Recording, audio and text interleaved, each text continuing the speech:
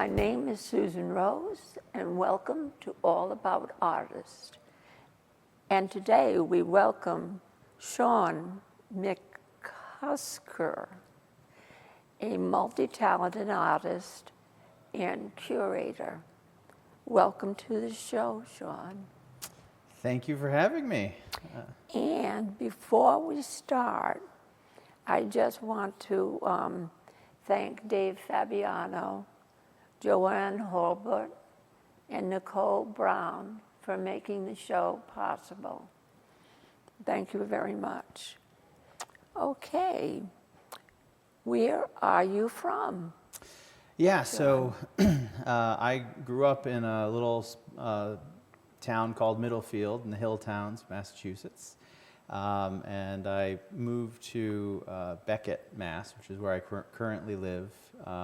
And so I've been very close to and a Berkshire's artist all my life, growing up in there. And the hills and greenery and landscape of the Berkshires has really been an inspiration for me, and I think you see that in my work. So it's very, very apt. Where I come from is kind of shows. A big part of what you see. Well, what I see is wonderful. How would you describe your art style? So I describe my paintings as surreal landscapes full of light and color. Of course, I'm not talking about the black and whites in that instance. I'm talking about the oils, which are my bread and butter. Mm-hmm.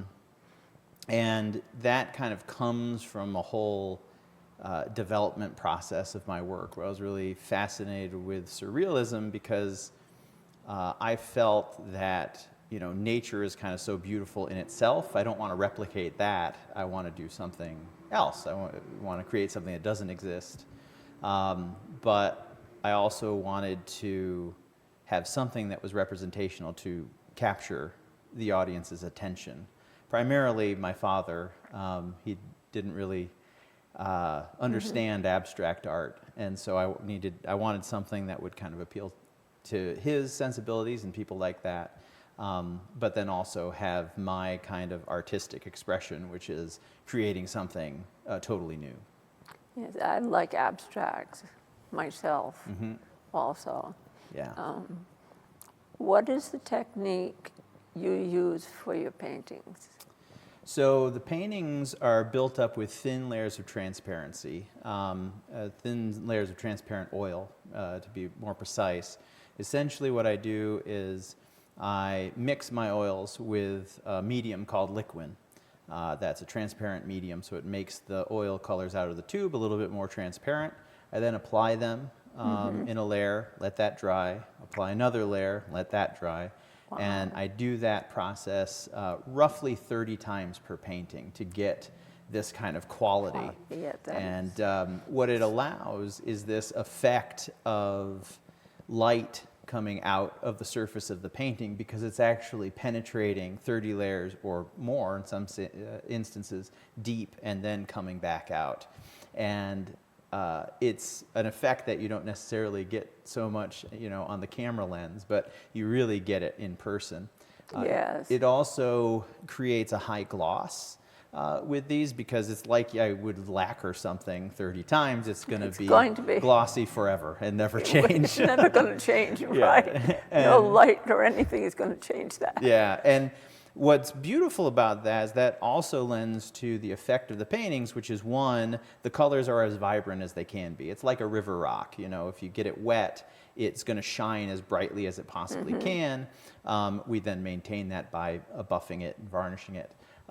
Same thing with these. So we have the intensity of color. We also get this sensation when you look at it. It looks like the painting's still wet.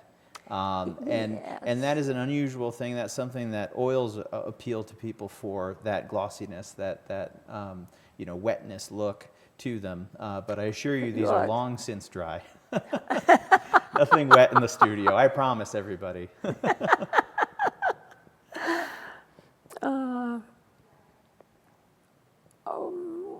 Where do you find your inspiration?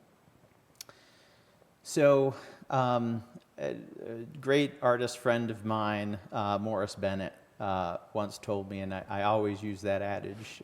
He would get that a lot. He does landscape paintings, but he also does purely abstract work. And he gets that question a lot. And his response is, what inspired this painting is every painting that I did before I painted this one. In other words, an artist's entire life essentially is the inspiration for the work.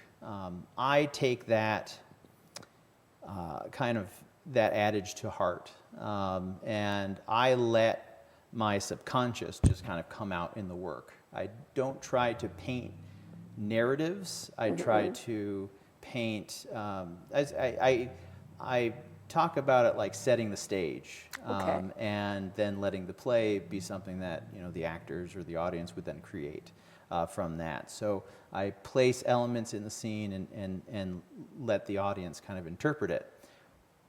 What that means is the things that you see in them are oftentimes parts of my subconscious that are coming out without me knowing it. So it's a very deep and kind of connection to the work, but it also kind of connects me to my audience in more of a direct way. I'm not telling you what the painting is. Right. We're collaborating with the painting, and that's very kind of near and dear to my heart, because I feel like art is such a great thing for personal expression. It feels good to do, and all this, but it's also very selfish if you don't get that out there Yes. for other people to kind of see. And so, likewise, I don't want to hoard all the fun Right. of the creative process. I want the audience to also kind of partake in that. So that's why, my inspiration is, essentially my life and things that I've thought about, and then coming out on the canvas. Does your emotions ever play a part? Is it all just subconscious? Yeah, I think emotions, if you were to define a thing that I try to elicit the most out of a painting, it would be a sense of emotion, or a thought more than a thing, right? When I was studying painting at UMass Amherst, long time ago now, my professor came to me and he looked at the paintings, and at one point he said, "Where did you learn this? Nobody is doing this. None of us are teaching any of this. Where did you learn this from?" Which was very, very wonderful That makes to hear. you feel good. Sorry, hit my mic. And he also said, he came in one day and looked at the painting, something like this one, and he said, "The word I would use to describe this is, it was like a particular tone, it was Yeah. just like Oh, that's nice. everything kind of has this focal point to it." So that's kind of where I see that going. And where can people find your work? So I'm online. Of course, I have a website, sean-mccusker.com, and I'm on Instagram, and I do some YouTube videos as well, I paint and so forth. I'm also at a gallery, Gallery Show North. I don't know. No, you can show that up like that. We can try to capture this one way or another. Gallery North. It's on 9 Eagle Street in North Adams, Massachusetts. So just almost down the street. It is down the street, but on Practically, Eagle Street, is it? Yes, on Eagle Street, 9 Eagle Street. So it's a cooperative gallery. Me, Marilyn Cavallari, Getta Hirsch, who you've had on before, Mallory Rich, and Barbara Patton are all 5 of the main artists there. Yeah, there's our flyer. So this is, that's Marilyn Cavallari, that's me, Getta Hirsch, Mallory Rich, and Barbara Patton is our newest artist, right up here. She does these beautiful pottery pieces. We're right there. We also have guest artists every month, so we're going to have an opening in September, welcoming another artist then, a photographer. So it's great there. So my work is on display there and can be purchased from the gallery. And if anyone wants to see any of these particular pieces, let me know and I can always bring them. I must say the gallery, because I've been there, is absolutely, I mean, it's mind-blowing. Oh, thank you. You know, and your work just draws, when I come in, it just draws you over to your pieces. As soon as, when I first walked into that gallery, I'm like, oh my gosh, what is this? You know, how, I mean, when you were describing too about the techniques, yeah, it was very interesting. How did you develop your technique? Yeah, so the technique, meaning the glazing Yeah. that I do, it was developed through my years in college, actually. It was a whole long process that ended up with me glazing. Essentially, I knew I was going to be an artist. I was going to be an artist since I was little. And there was no doubt of that. It was just what medium is going to be what I do. And so when I went into college, I did it with the understanding of finding a medium that was going to be my medium. At first, I thought it was going to be charcoal because I love the contrast you can get with charcoal, the darks and lights, working back and forth with it. I love the large scale you could get with charcoal very easily. And then I got into printmaking, and I thought I was going to be a printmaker. For a while, I took enough courses to major in printmaking, and I took, intaglio, lithography, all sorts, and I really loved it. But then I took my first oil painting class. Now, I had done watercolor, acrylics, I had done all sorts of mediums, but I never did oils. And the first time I touched oil to canvas, I said, this is it. I fell in love. I mean, it's the way people describe falling in love, that was me.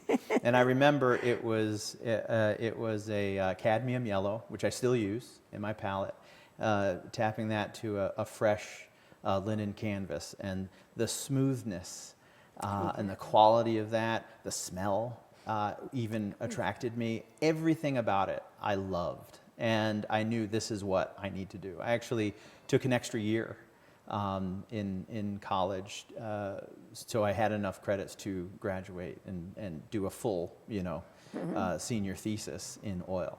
And so the interesting thing is, and getting back to the technique, my developments in oil track back to my love of charcoal, the contrast that you see in the pictures, and printmaking, the process of layer after layer after layer is how you would develop a color print. And essentially, I love the methodical process of that, and I guess it was just something that I yearned for in doing the oils. And what I noticed was I didn't have the dexterity to make the mark precisely where I wanted it, but if I did layer after layer, I could get that.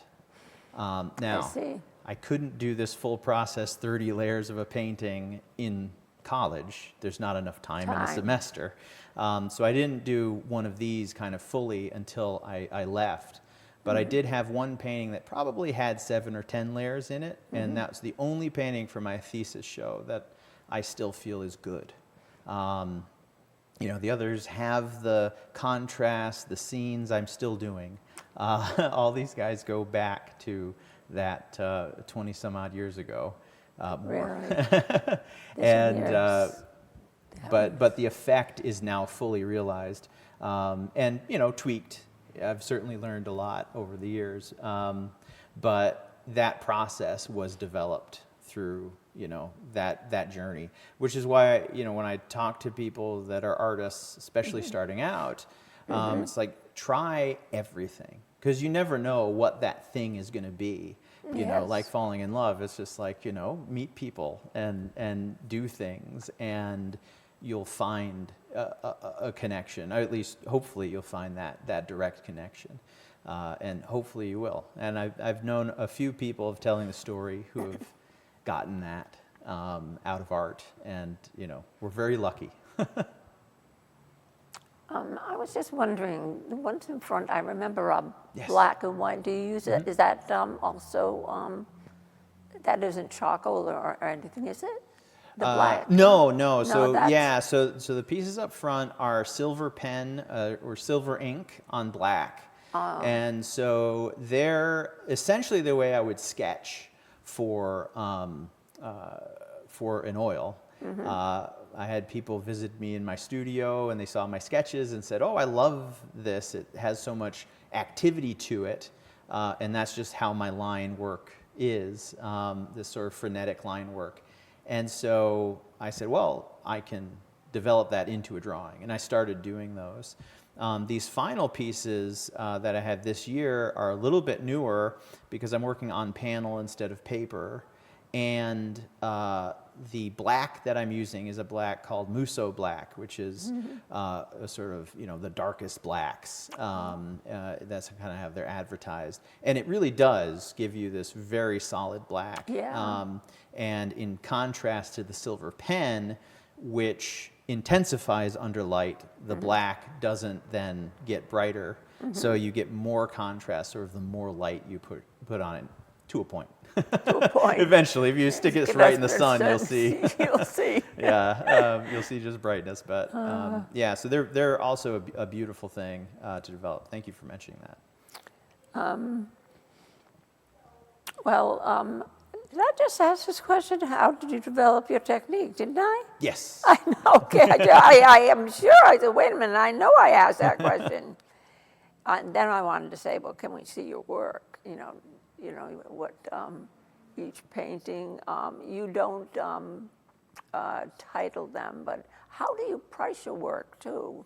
Pricing is done the fairest way that I can figure pricing is by size of work and medium. So the drawings will not be as expensive as the oils because the oils have much more time involved with them, Right, and, exactly. and, They don't and dry. more expensive materials to begin with. So that's kind of how they're priced. I don't have like a square inch pricing, but it's a general kind of medium, small, large, that sort of thing. I'm sorry, I think I missed the second part of that question. Okay, well, now I can't remember the question. Can we see your art? And then, did I ask a question? Did I say something? I don't remember. Yeah, well, yeah, we about skipped on to To the black, and then, yeah, okay. Yeah. Yeah, well, my work is available. I already mentioned the gallery. That's where you can see my work. Where's your gallery? At the gallery here? The Gallery North, yeah. Yeah, Yep, the 9 Gallery Eagle North. Street, yeah. And then, it's online as well. So Online where? Yep, Sean-McCusker.com. So that's Okay. SEAN-MCCUSKER and .com. And all my work is up online, so everybody can see all Are everything. you on Facebook at all? I am on Facebook, just Sean McCusker on Facebook. I'm also on Instagram. I can't remember all of my handles from there, but they're all kind of on my website. Oh, okay. Usually it's, I try to make everything art by Sean, or art by SM, but sometimes that's taken. So it's either that or art by Sean McCusker. So I got on the Facebook train a little late. That's funny. What is your work's balance of perception, subject, and message? So it's kind of things are jumbled together. I feel like let me put it this way. Kind of the traditional idea of an artist, and I think most artists go through phases, right? And they have an idea that they need to get out of their head, and they kind of work on that idea until it comes out and they're satisfied. Right. They move on to another thing. Talking about art history, it's like Picasso's blue phase and that sort of thing, right? They have some obsession, and that's what they kind of look at for a while, and then it moves on and so forth. So far, I haven't been that way. I see art as me kind of refining, and I'm essentially refining art, or my painting, whatever it is, to be the best, the thing I want to see the most. And so I'm always kind of building those things. I'm putting those pieces together. The contrast of the piece works with the effect of the glazing, with the glossiness of the surface, not having frames, help it. Yes. So all of these little elements go together to give you this overwhelming sense of mystery and something very special. Yes. And that's kind of what I hone over time, and what I focus on in my work. They are very special, I must say. How did you start how did you stay active in making art throughout your career? Yeah, so I was very lucky to get a job in college at a house museum in Lenox called Frelinghuysen Morris House and Studio.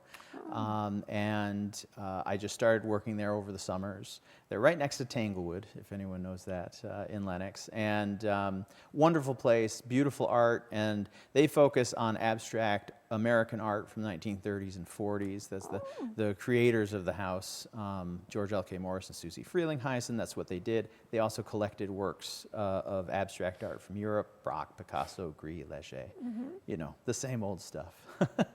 And so it's a wonderful place, and after graduating, just took on the job full time. And so I was there for 20 years. So that was kind of great for me because I was in the art world, historically, and I was able to work on my work outside of that, after work. So it was nice having that. Now I've decided to kind of focus more on my work, the gallery, and so forth. So I'm not with them anymore, but that was something that really kind of helped me, make a living and live through my work at the same time. Yes, because it was connected, and there was definitely cross, inspiration there. How did you stay active in making art throughout your career? Well, I think that's what you just Didn't asked. I just say that? Yeah. Oh my goodness. Do you give lessons, demonstrations, or any advice about art making? I give demos now and then. I actually will be giving a demonstration actually in September for the First Friday's Arts Walk in Pittsfield. Oh, in Pittsfield. Yeah, I have my studios actually in Pittsfield. I'm at the Liechtenstein Center for the Arts. Oh, and I didn't know we're going to that. have a show of our work in the Liechtenstein Gallery, and I'm going to do a demonstration that night. So I'll be out on the street showing how I put a single layer on my paintings. I can't show the whole process. But I do that a lot. I make videos and things like that I put online that are more evergreen, that people can kind of see. I have, some of me drawing my black and whites. I have some pastel, and eventually I'll have some oil examples up online. So those are good kind of places. But definitely check out my website, my Instagram, and I'll be advertising those things as they come up.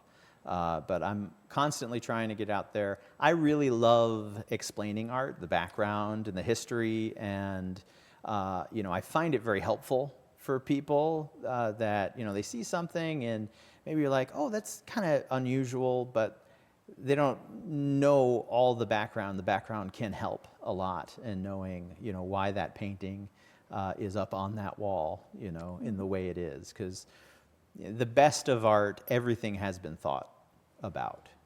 The painting for sure, right? Right. I think that's to be expected. But the framing, the location. Some artists go down to the lighting. They want specific lights, or they don't show Right. it. And so all of those things kind of have background to them, and I think it's nice for the public to kind of know or get an insight anyway into ways artists think about those things. Because I find it fascinating. Yeah, I knew Adonis that he wanted a specific lighting on his sculptures, Oh, yeah. yeah, especially. Sculptures can be tough. Yeah. You know, to not have shadows or have the right shadows. Shadow, Yeah. right. So I can understand where you're coming from, Yeah. where light is concerned. Do you find it hard to let go of a painting? Yeah, it's a good question. You know, I get it a lot working at the gallery and showing my work, talking to people, because you know you're in a gallery setting to sell, and so people are like, "Oh, does it hurt you to sell a painting?" And it's definitely one of those things that you know I'm very lucky in that I can let go of things very easily in my work, and I find it very rewarding. For me, it means that now someone else gets to see it. It's, you know, it's Yeah. not like just trapped in my studio or at my house. You know, the saddest thing that I have is when I'll go to my guest bedroom that I don't go to very often to go dust it or something, and along the way there will be a painting of mine on the wall, and I'll catch it out of the side of my eye, and I just be like, "Oh, that's really beautiful." And on the one hand, it's like, "Oh yeah, I did that. That's great," you know. But on the other, it's like, "Oh, nobody else gets to see that unless they come visit," you know. Right. And so it's that kind of feeling that for me, I want to kind of help. You know, let people see it. I also feel like it's very important for an artist developing to be able to let go of their work because the best way for you to make a work is to not be worried about destroying it, essentially, because you can't make something better if you know, can't risk destroying it, right? And so for me, having that ability to let go is very important. And you know, I feel like if you don't want to get the work out, it's very selfish. And that does not appeal to me.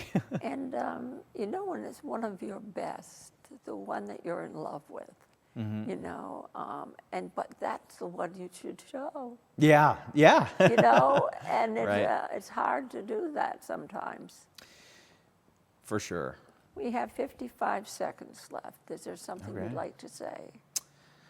I think we covered most of the things. I'd like to thank you for having me on and you know, getting the work out there, and please come check out the Gallery North in North Adams. We have openings every first of the month, and we're open for First Fridays. Every first of the month? Every first of the month is Oh, our I is our didn't know main that. opening with all the artists, and then we open for the First Fridays events in North Adams. So I won't be here for the September one because I'll be down in Pittsfield, but I'm yeah. usually there for all of them up here. And it's been great being a part of North Adams. So thank you for having me on. Well, same here. Thanks for coming. And I guess we can say goodbye.